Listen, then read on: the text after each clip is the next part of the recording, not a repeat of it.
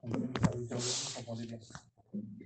J'ai essayé de faire un petit message, j'avais commencé, et puis j'avais fait un petit message sur les jardins secrets, sur les lieux secrets.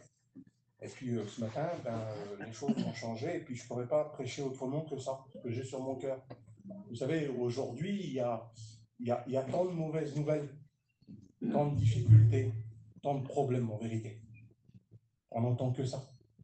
Et puis ce matin, le petit message que je vous apporte là, c'est une bonne nouvelle.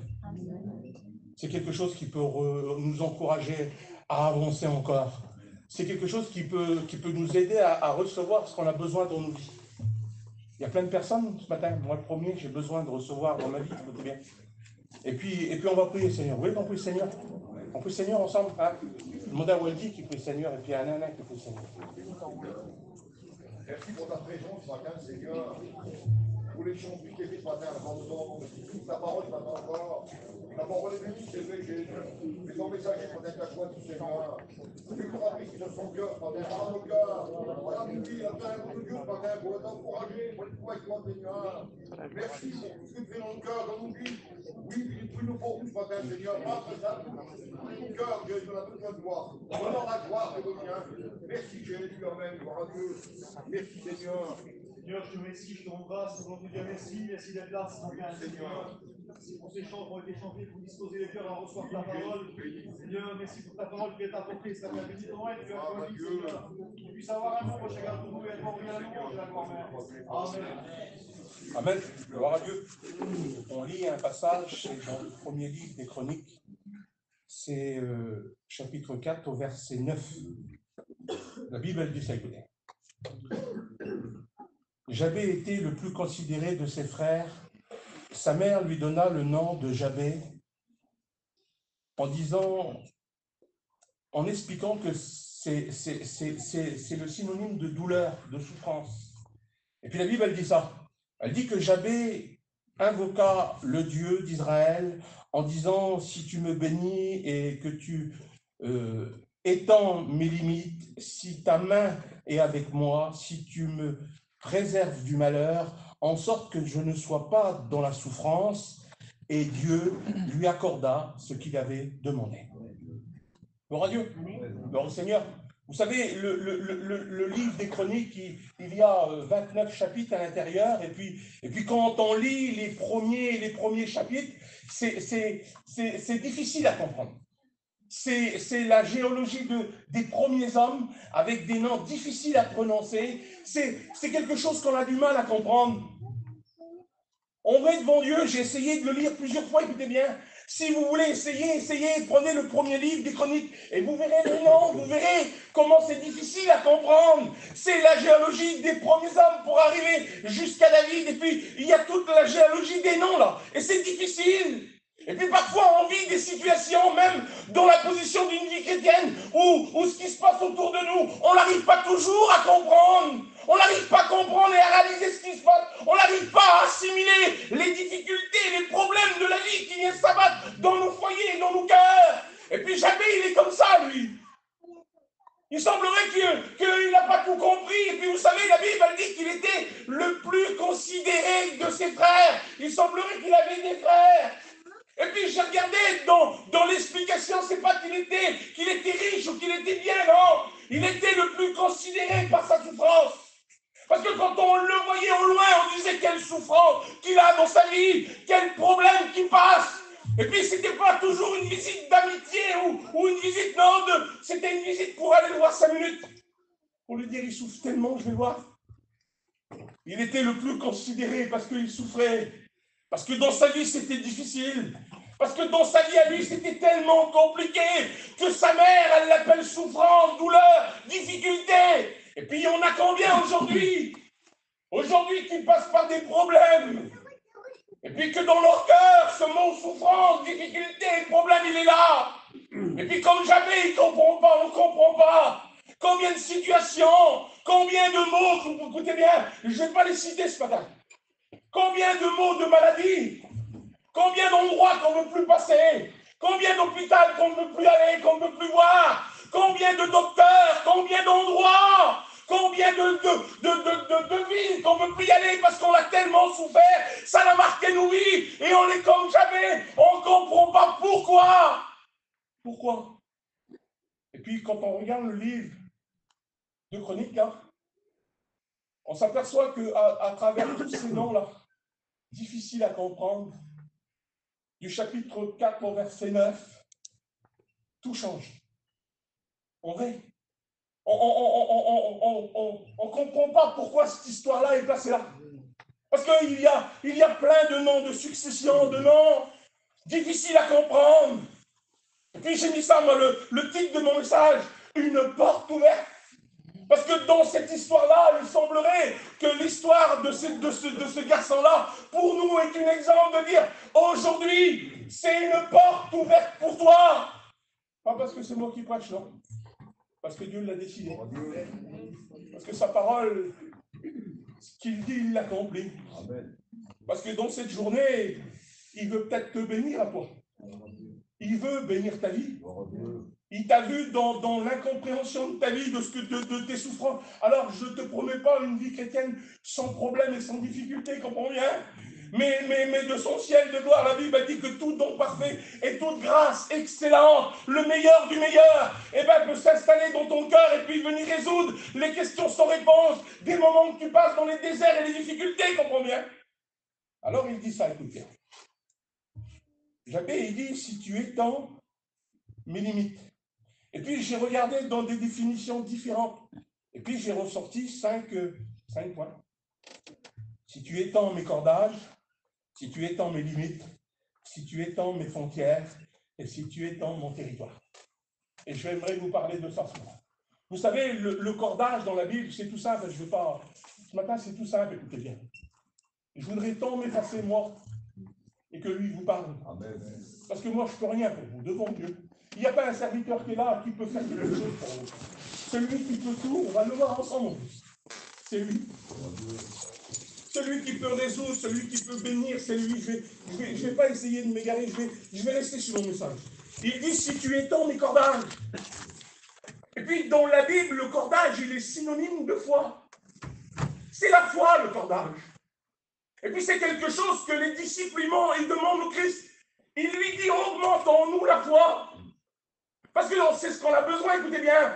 Pour que Dieu accorde, pour que Dieu bénisse, il faut qu'on croit en lui. On croit qu'il est tout puissant, on croit qu'il est capable de faire. Et puis le verset, il est comme ça, écoutez bien. Les apôtres dirent au Seigneur Jésus-Christ, augmente en nous la foi.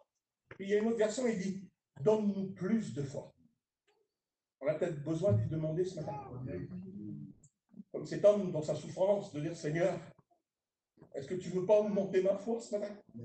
Est-ce qu'on n'a pas besoin ce matin de dire, Seigneur, viens augmenter en nous la foi? Parce que les temps qu'on vit deviennent de plus difficiles en plus difficiles. Mon petit foyer, mes enfants, ma compagne, mon compagnon, on a besoin, j'ai besoin de croire en davantage, et puis on va le voir tout à l'heure, croire davantage que tu peux tout, que tu peux changer toutes les situations, que tu peux bénir, que tu peux guérir, que tu peux ramener à toi. On a besoin ce matin de dire, Seigneur, j'ai besoin de toi. Viens augmenter en moi cette chose qui va me faire voir plus grand mes problèmes, qui va me faire voir à toi plus grand et plus puissant que tous les problèmes qui m'accablent. Viens augmenter cette foi que je vais m'attacher à toi fortement, que même si les flots de la mer sont déchaînés, je vais croire que tu peux tout, toi, que tu peux calmer les flots de la mer dans ma vie. Matthieu 9, verset 29, il dit ça. Alors il toucha les yeux en disant, qu'il vous soit fait selon votre foi. C'est pour ça qu'on a besoin que notre foi augmente.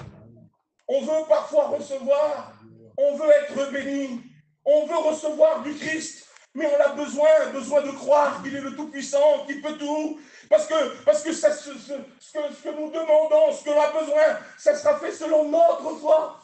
C'est le texte qui dit ça, écoutez bien. Alors Jésus lui dit, femme, ta foi est grande, et qu'il te soit fait comme tu veux. À l'instant même, la Bible dit, elle fut guérie. Matthieu 21, verset 22, tout ce que vous demandez avec foi, par la prière, vous le recevrez. Alors c'est légitime que j'avais, il lui dit, augmente mes cordages, augmente ma foi, parce que j'ai besoin de recevoir, j'en ai marre des incompréhensions de la vie, des situations que je passe, je ne comprends pas tout, je sais que toi Dieu, tu comprends tout, mais moi je ne comprends pas, parce que je suis sur cette terre, et par les moments, les difficultés que je vis, j'ai besoin de m'attacher plus fortement à toi, besoin de me rapprocher de toi, besoin de vivre une vie en Dieu au pied du Seigneur Jésus-Christ. Alors augmente mes cordages, augmente ma foi. La Bible dit ça, écoutez bien. Et puis il y a une autre version, il dit ça, augmente mes limites. Imaginez-vous, combien de limites à la bénédiction du Seigneur. Combien parfois on l'a dans nos cœurs et dans nos vies. Alors j'ai mis ça, écoutez bien. Parfois le regard des gens ou la présence des gens, on le voit. Ben oui, on le voit. Parce qu'à l'extérieur, on parle des heures et des heures. Et puis quand on est assis à côté de quelqu'un, parfois à la réunion, on n'ose pas élever la voix. On n'ose pas. Et puis il y a une histoire dans la Bible, écoutez bien. C'est Marc 2 au verset 3. La Bible, elle dit que des hommes portaient un paralytique et puis il y avait plein de gens. Pas possible d'aller jusqu'au pied du Seigneur. Et puis la Bible, elle dit qu'il y avait des limites là. Et vous savez ce qu'ils ont fait aussi? La Bible, elle dit qu'ils ont monté sur la petite maison là, et ils ont commencé à enlever ce qu'il y avait sur le toit. Les limites de la bénédiction. Les limites qui nous empêchent de recevoir. Les limites quand on est assis et puis on n'ose pas louer Dieu, on n'ose pas agir pour Dieu, on n'ose pas faire des choses pour Dieu. Et puis on reste dans notre petit confort personnel. Vous savez, j'ai mis le toit là, c'est le symbole d'avoir du bien-être dans nos vies, écoutez bien, mais c'est aussi le symbole de se reposer sur les bénédictions du passé. Et puis des fois on fait ça, parce qu'on a le salut, parce qu'on marche avec le Christ. Mais parfois on a besoin de passer ses limites, besoin d'aller plus loin, besoin de recevoir du Christ, justement, cette foi qui augmente en nous pour aller un peu plus loin avec lui, parce que plus loin il y a encore des bénédictions. Amen. Puis la Bible, elle dit ça. Elle dit que le Christ, qu'est-ce qu'il fait? Quand le paralytique est descendu à ses pieds, il le guérit, il le bénit. Ça veut dire que parfois, nos limites là qu'on a, là, ils nous empêchent de recevoir.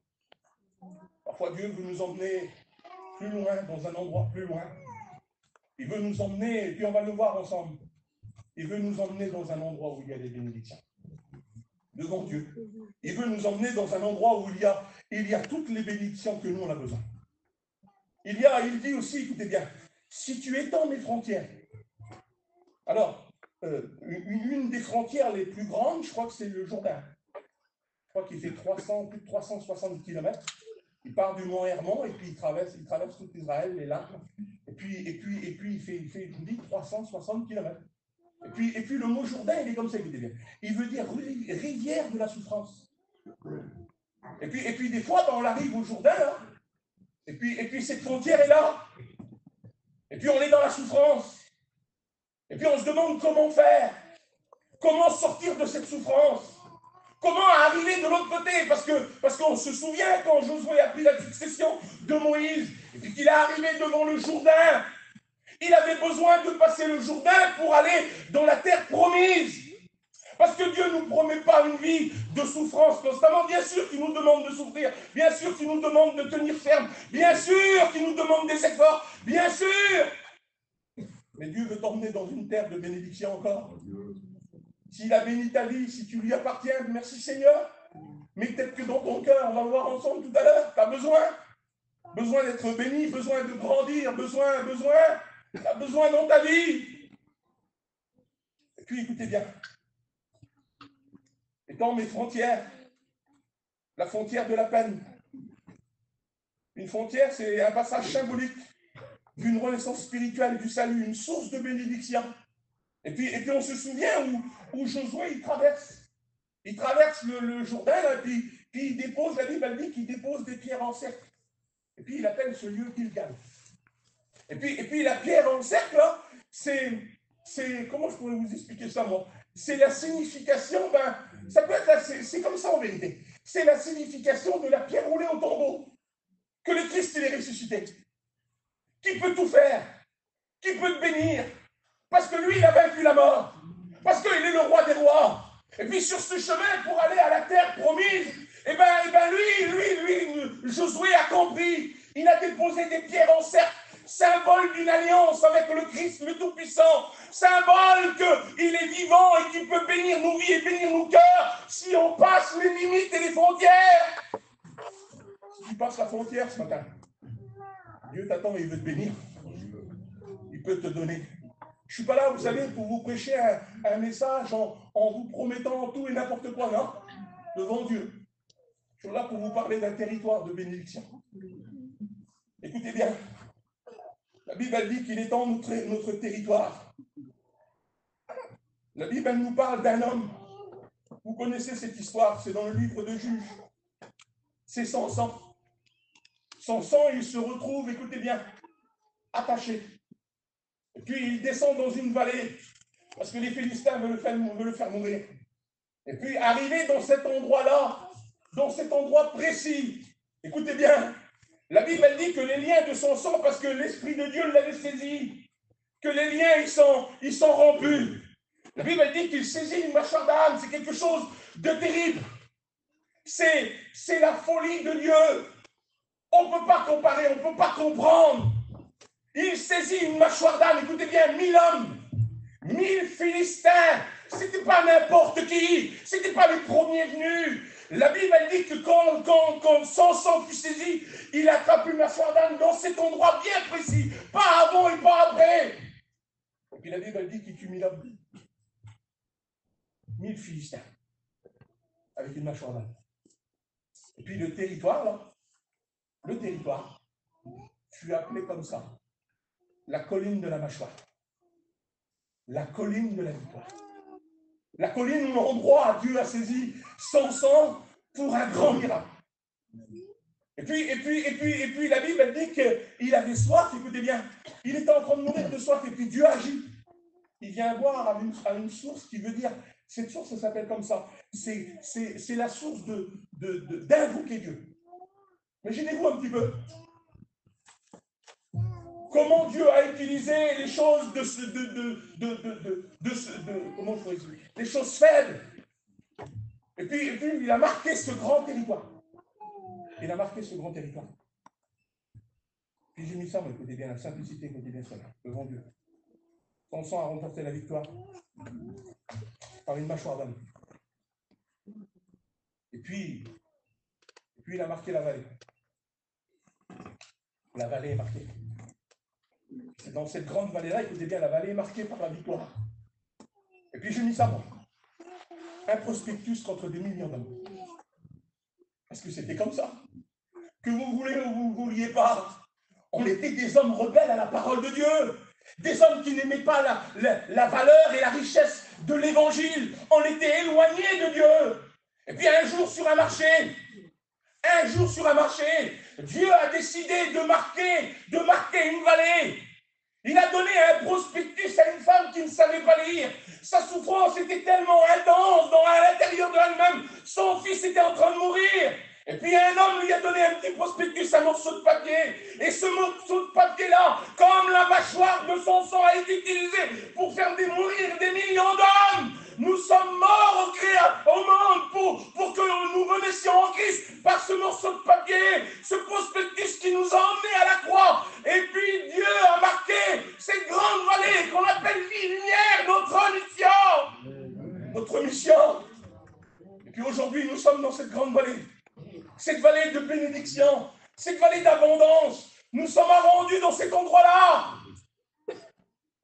Un jour, écoutez bien, il y a un des étudiants du pasteur Gitnard. Et puis le pasteur Gitnard a écrit des récits. Et puis l'étudiant a fait un livre. Et puis dans son cœur, le pasteur Gitnard, il avait reçu l'appel. L'appel, elle était comme ça, écoutez bien. Regardez comment Dieu fait. Il a dit, tu vas t'occuper d'un peuple. Tu vas répondre à un appel. Un peuple coloré avec une langue barbare. Voilà ce que Dieu avait mis dans son cœur. Alors lui, il avait préparé ses valises, c'est marqué dans le petit récit là. Il avait préparé ses valises prêtes à partir en Afrique, dans les pays où les hommes sont colorés, écoutez bien. Et puis il y a un jour, j'étais sur l'estrade en train de prêcher un dimanche, et j'ai vu arriver une sœur avec des vêtements colorés. Et puis elle a tellement supplié Dieu que j'ai entendu son langage qui était différent du nôtre. Et le Saint-Esprit dans son cœur, il lui a dit, voilà de qui tu dois t'occuper. Voilà le peuple que tu vas agir à travers eux. Et puis aujourd'hui, notre mission est née. Nous sommes des enfants du Seigneur. Il a agi à travers nous. Et puis vous savez, dans cette grande mission, écoutez bien, dans cette grande mission-là, nous sommes des sœurs et des frères, nous formons l'Église du Seigneur, comprenez bien. Mais dans cette grande mission et dans cette grande vallée, l'histoire, elle nous parle comme ça, écoutez bien. C'est de Samuel 23, verset 11, elle nous parle de chemin. Il était aussi dans la vallée. Et puis la Bible, elle nous dit ça. Elle nous dit qu'il était dans un petit morceau de terre, dans la même vallée. Elle nous dit que ce petit morceau de terre, il devait lui appartenir parce qu'il dit qu'il le défend contre les Philistins. Et puis dans ce petit morceau de terre, il y avait des lentilles, symbole de l'héritage. Et puis chacun d'entre nous, écoutez bien, chacun d'entre nous, dans cette grande mission que Dieu a établie, dans cette grande mission que Dieu a fait ce grand miracle, chacun d'entre nous, nous avons ce petit morceau de terre là, dans nos cœurs, où parfois l'ennemi vient, parfois les Philistins viennent, et puis ils essayent de nous pourchasser, de nous faire peur, de nous faire du mal, et puis parfois les pensées, et puis parfois, écoutez bien, les résultats, les maladies, la disette, tout ce que vous voulez, parfois ils essayent de nous entourer, de nous faire peur pour qu'on quitte ce véritable héritage qui est ce petit morceau de terre. Mais la Bible, elle dit que chez moi, il réfléchit à l'intérieur de son esprit, et puis il reconnaît, on voit à travers le petit message, qu'il reconnaît que son morceau de terre a une grande valeur, parce que c'est l'héritage des pères, l'héritage du ciel, et puis il s'arrête et il fait face aux Philistins, et puis il dit non, j'en ai marre, je ne veux plus vivre comme ça dans la peur, dans la difficulté, non. Et la Bible, elle dit ça, que Dieu opère une grande délivrance. Il n'a pas changé, frère. Ce matin, il peut bénir. Ce matin, il peut délivrer. Ce matin, il peut agir. Vous savez, ce matin, c'est la finalité de mon petit message. Et puis, c'est un résultat qu'on voit, écoutez bien. Il n'y a pas beaucoup de prières, que ce soit le vendredi ou le dimanche. Et puis, mon petit message, il arrive à ça. Parce que vous voulez ou vous ne voulez pas, pour que Dieu nous donne, et pour que la foi augmente en nous, il faut lui demander. Comment rien demander et recevoir, ça, c'est pas logique, Carlos. On a besoin de demander. Et puis on s'aperçoit, écoutez bien, et on s'aperçoit que parfois on a des difficultés et des problèmes, et puis qu'on arrive à l'église et qu'on repart avec une difficulté, un problème, sans crier à celui qui peut tout. Sans lui dire, Seigneur, j'ai besoin. C'est ce qu'il a fait, Javet. Il a compris que sa douleur et sa souffrance, que ses frères, sa mère, personne ne pouvait rien. Il y avait une personne, une seule personne qui pouvait. Et puis j'ai mis l'homme, écoutez bien. Dieu lui accorda. Il peut aussi t'accorder ce matin ce que tu as besoin. C'est la fin du texte. Il lui accorda. Alors, je ne sais pas moi, il y a des choses qui est essentielle. Alors, bien sûr, de venir en réunion, d'écouter la parole de Dieu, bien sûr. De prendre la Sainte Seine quand on est un enfant du Seigneur, bien sûr. Mais il y a cette prière de la foi. C'est ça ce matin. C'est cette prière de la foi, de dire, Seigneur, j'ai besoin de toi, écoutez bien. J'ai mon papou, moi, puis son frère. C'est des gens, ils sont baptisés un peu après le réveil. C'est des familles, la famille Rénard, et puis ceux du réveil, c'était des cousins germains ensemble. Et puis ils se sont attachés, c'était des gens qui ont aidé la création de l'église à Camp des Magiques. Ils ont aidé financièrement, c'était des gens, et puis ils étaient diacres à l'intérieur de l'église, les deux frères. Et puis à un moment donné, mon papa, il est parti du Seigneur, il avait 90 ans. Son frère est parti un petit peu avant, son frère c'était le père du pasteur Bicot de Caen. Et puis un jour, il y a le fils du pasteur qui était à cette époque-là, il était pasteur aussi, et il est venu vers mes cousins. Il a dit, vous savez ce qui nous manque réellement? Il a dit, c'est leur présence, bien sûr, parce qu'ils étaient avec nous, les fondateurs de l'Église. Mais il y a quelque chose qui nous manque, c'est quand ils priaient. Quand ils priaient, il dit, les murs, ils tremblaient. Quand ils se mettaient à prier, il dit, le ciel s'ouvrait. Et puis il dit, les murs, ils tremblaient. Parce que c'est ça la prière de la foi. Quand on est proche de lui, quand nos cordages sont détendus, quand nos limites sont enlevées, quand nos frontières sont passées, et puis qu'on arrive dans le territoire de bénédiction, c'est ça. Il dit, quand il priait, les murs, ils tremblaient. Et puis il y a 5, 7, 8 ans que j'ai su ça. C'est mon oncle qui est parti, et puis on avait été à l'enterrement, tout ça, puis les cousins m'ont expliqué ça. Puis j'ai dit, pourquoi faire trembler les murs? Pourquoi? Et puis j'ai mis ça dans mon petit message. Pourquoi faire trembler les murs? Acte 16 au verset 25, il dit au milieu de la nuit. Il dit, Paul et Silas priaient. Et puis à un moment donné, les murs, ils ont tremblé. C'est la prière de la foi, écoutez bien. Alors non seulement eux, ils ont été libérés, non seulement, mais ceux qui sont autour de eux, qu'est-ce qui s'est passé, frères et sœurs? Vos enfants, nos enfants, qui appartiennent pas au Seigneur, nos petites familles qui sont liées par les liens des passions de ce monde, qu'est-ce qui s'est passé? Quand la foi a augmenté, quand les limites sont dépassées, quand les frontières sont passées, et qu'on se met à louer Dieu, qu'est-ce qui se passe, frères et sœurs? Les liens, ils tombent, les chaînes se rompent. Et puis on voit Dieu bénir, Dieu agir, les portes des prisons s'ouvrent. Combien de prisonniers autour de nous? Spirituellement. Et que le dimanche on vient, ou le vendredi si vous voulez, puis qu'on ne lève pas la voix. Alors que si les murs tremblent, si notre cœur est attaché à lui, comprenez bien, et que les murs tremblent, ben il va y avoir des libérations. Il va y avoir des libérations. Gloire à Dieu. On continue un petit peu. Gloire au Seigneur. Et puis il veut nous emmener dans le territoire de la bénédiction, comprenez bien. Je ne sais pas ce que je dis. Entrez dans Capernaum. Écoutez bien. Vous connaissez cette histoire-là, on le retrouve dans Matthieu 17, 27. La Bible, elle dit que Jésus doit rentrer dans... Alors moi, j'ai mis le territoire de la bénédiction. Il s'est passé des choses terribles à Capernaum.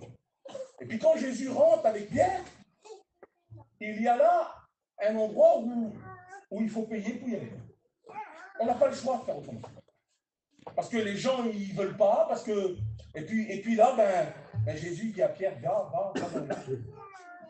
Il dit, tu vas prendre un poisson, et il aura une pièce dans sa bouche. Et il dit, tu vas prendre la pièce. Alors j'ai regardé plusieurs versions, il dit, tu vas payer pour moi et pour toi. Dans d'autres versions, il dit, donne-le pour moi et pour toi. Et il comprenait bien. Est-ce que nous, on avait la possibilité et la capacité de payer pour Dieu? De payer pour le Fils de Dieu? Mais il dit, c'est pas par votre façon de vivre. Non, on a été racheté par le sang précieux d'un agneau. Le sang des bêtes a coulé pendant des années et des années. Ça n'a jamais plus purifié l'homme. Ça a couvert le péché. Le seul sang qui a payé pour nous, c'est le sang du Christ à la croix du Calvaire. Puis lui, il dit ça, écoute bien. Tu vas aller dans le territoire de la bénédiction. Alors il dit, écoute bien. Tu vas ouvrir la bouche du poisson. Si vous vous souvenez, quand on lit le texte de Samson, là, il dit qu'il prit une mâchoire d'un ou deux morceaux, c'est ça les frères, c'est marqué comme ça. C'est quoi une mâchoire, les frères? C'est ce qu'on parle. C'est ça, non? Donc il semblerait que dans notre bouche, là, si on l'invoque, là, il peut y avoir une action de faire des exploits comme Samson, là. C'est ça ce matin ce que je veux vous dire, moi. C'est qu'on ne peut pas rester silencieux devant lui. Si dans ta vie, tu as des problèmes, si dans ta vie, il y a des difficultés, souviens-toi que la mâchoire de l'âme, on n'est pas des ânes ce matin, on est des enfants du Seigneur. Et puis de notre bouche peut sortir quelque chose à un sang qui va monter jusqu'au trône de Dieu. Et que Dieu va agir, Dieu va saisir, Dieu va débloquer, va ouvrir des portes. Et les situations les plus compliquées, quand on dit c'est pas possible, impossible, eh bien Dieu agit. Et quand Dieu agit, il pense les cœurs, il travaille les vies, il travaille les situations, et il met tout en alignement pour que tu reçois une telle victoire, que tu sois étonné et épaté en disant Seigneur, ce qui était impossible est devenu possible. Il dit, va dans la bouche du poisson. Il dit, tu trouveras une pièce. Ah, vous savez ce qu'elle veut dire, la pièce, là? J'ai regardé, vous savez combien elle vaut la pièce, là? Elle vaut 75 centimes d'euros. Est-ce que vous croyez qu'avec 75 centimes, on va rentrer sur le territoire de la victoire? Bonsoir. Mais son nom veut dire quelque chose de terrible. Son nom veut dire action de glorifier Dieu. Parce qu'on a besoin de ça. On a besoin de le glorifier. Et puis vous savez, écoutez, j'ai marqué ça tout à l'heure. Pourquoi payer pour moi et pourquoi payer pour moi? Pourquoi il dit ça? Paye pour moi et paye pour toi. Nous devons lui donner toute la gloire. Nous devons lui rendre gloire, le glorifier. Et puis j'ai mis le mot définition d'action de glorifier. Vous savez ce qu'il a besoin? Écoutez bien. Voilà ce qu'on a besoin ce matin. Le mot glorifier. Puisque la petite pièce dans la bouche du poisson, elle veut dire là, glorifier, action de glorifier Dieu.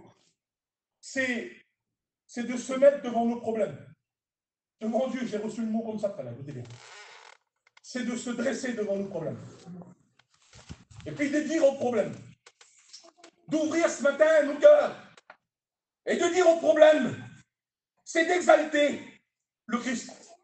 C'est de mettre en évidence, déclarer, c'est estimer, c'est louer, c'est louer sa grandeur, le célébrer, c'est faire éclater sa grandeur, c'est d'expliquer son expérience, c'est d'expliquer sa puissance, son esprit, sa qualité, ses valeurs, c'est l'importance qu'il ait, la capacité, l'autorité et l'abondance, c'est son étendue, c'est sa longueur, c'est sa grandeur, c'est sa largeur, c'est sa force, c'est son pouvoir, c'est un grand moment de grande valeur ce matin.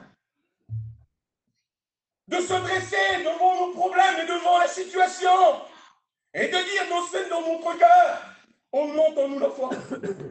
Seigneur, je ne veux plus rester là.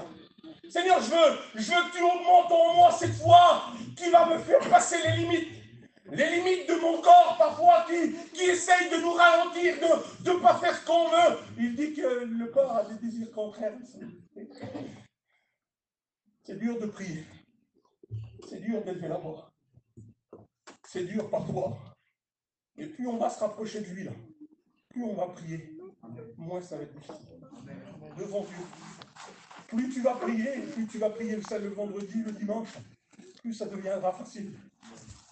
Parce que plus tu vas le louer, plus tu vas invoquer sa grandeur, plus tu vas dire il est grand, plus tu vas dire il est puissant, plus tu vas faire éclater sa grandeur, sa magnificence, sa bonté, plus tu vas dire il est tout puissant, plus tu vas dire à ton problème de maladie, j'ai un grand Dieu, au médecin j'ai un grand Dieu, il peut bénir, il peut agir, plus tu vas dire à ton mari, eh ben tu iras pas à la réunion s'il dit ça lui, tu vas dire non, parce qu'en moi habite le Père, le Fils et le Saint-Esprit, parce que j'ai besoin de la communion, j'ai besoin de la parole, et plus tu vas être près de lui, plus il va agir en toi, et plus tu remporteras la victoire.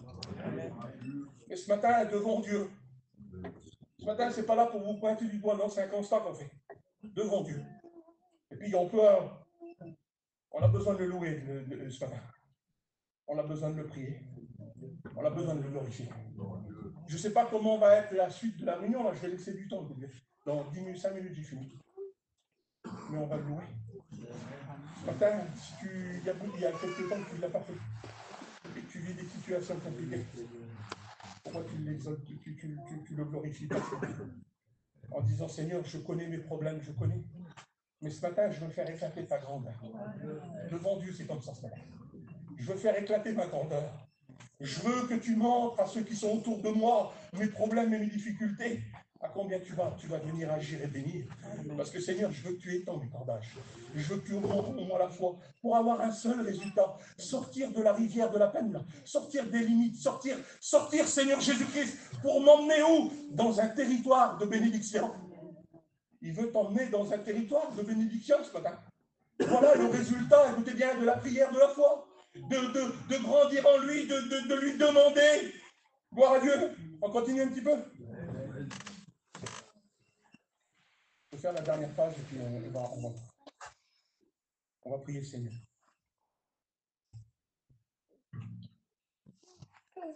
Écoutez bien.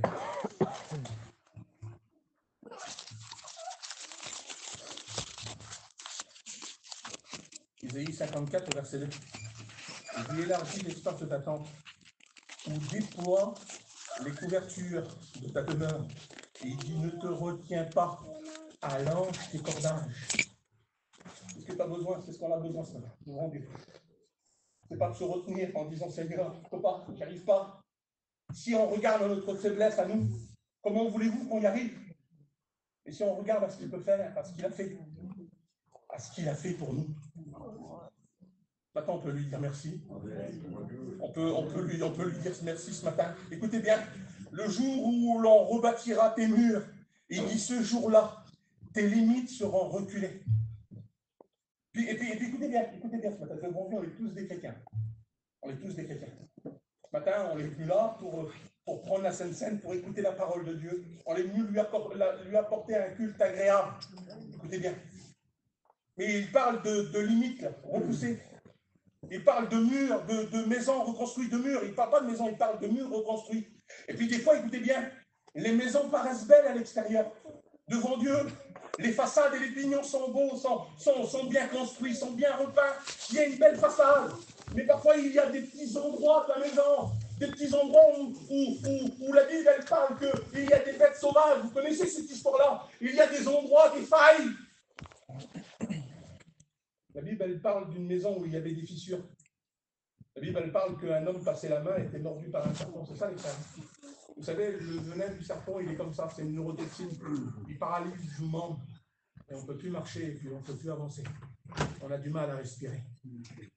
C'est ça. Parce qu'à chaque fois que les poumons se contractent, là, les nerfs, ils les écrasent. Et la respiration, vous comprenez bien, c'est le symbole de la prière. On a besoin que nos murs soient réparés. Les petits endroits où il peut y avoir quelque chose qui nous empêche, une faille, une faiblesse, là. On a besoin d'y dire ce matin, écoute, viens Seigneur. Viens réparer les petits endroits qui m'empêchent de détendre mes cordages, qui m'empêchent de passer les limites, de passer les frontières, qui m'empêchent d'aller justement, d'aller chercher dans le plus profond de mon cœur, l'action de te glorifier pour pouvoir rentrer sur le territoire des victoires. On a peut-être besoin de ça ce matin. On continue. Écoutez bien, vous savez, chapitre 4, verset 9. Le chapitre 4, le chiffre 4 dans la Bible, c'est une porte. Je crois que c'est ça. C'est une porte. Et le 9, c'est le changement. C'est ça, c'est le changement, je crois. Ou une porte ouverte. On peut dire ça comme ça. Eh bien, chapitre 4, verset 9. La porte ouverte. C'est possible. Il y a de l'espérance. Il y a de l'espérance. Il y a de l'espérance. Il y a de l'espérance. Jérémie 31 au verset 17. Il y a de l'espérance pour toi. Ton avenir, dit l'Éternel, enfant. Il dit tes enfants reviendront dans leur territoire. Imaginez-vous l'espérance qu'il donne. Il y a de l'espérance pour ton avenir, dit l'Éternel. Tes enfants reviendront dans ton territoire. Imaginez-vous un peu ce qu'il est capable de faire. Si dans cette journée-là, on s'applique les temps qui restent avant qu'il vienne, de dire Seigneur, de se mettre à part, de le louer, de l'adorer. Quand on vient en réunion, de louer le Seigneur, de dire Seigneur, je veux te glorifier, t'exalter. Comprenez bien? Puis le dernier verset, il dit ça. Le psaume 147, au verset 14. Il rend la paix à ton territoire. Il rend la paix à ton territoire. Il dit, il te rassasiera de son meilleur fromage. Voilà les promesses qu'il a pour toi. Si jusqu'aujourd'hui, écoutez bien, dans le moment où tu vis là, ton cœur n'est pas rassasié, c'est parce que tu as besoin d'avancer encore. Si jusqu'aujourd'hui, ta vie en Dieu, là, elle n'est pas abreuvée des meilleurs, parce que quand il dit toute grâce, excellence et tout don parfait, l'excellence, c'est ça. C'est le meilleur du meilleur. C'est ce que tu peux. J'ai mis ça, moi. la meilleure bénédiction pour toi, les meilleures bénédictions, c'est ce qu'il veut te donner. Et puis si ton cœur n'est pas rassasié aujourd'hui, écoute bien, c'est parce que tu n'es peut-être pas arrivé encore tout à fait au territoire de la victoire. Et que tu as besoin d'avancer. On a besoin d'avancer. On a besoin de le louer ce matin. On a besoin de le glorifier ce matin. Besoin de dire, Seigneur, j'ai besoin, et puis étant mes cordages, besoin de passer mes limites, besoin de passer les frontières. J'ai besoin, Seigneur Jésus-Christ, que de l'intérieur de moi sorte cette louange, cette adoration. J'ai besoin, Seigneur Jésus-Christ. J'ai besoin d'aller dans le territoire de la victoire. Vous n'avez pas besoin, vous? Est-ce que vous avez besoin ce matin? Vous voulez qu'on prie le Seigneur ce matin? On prie le Seigneur ce matin?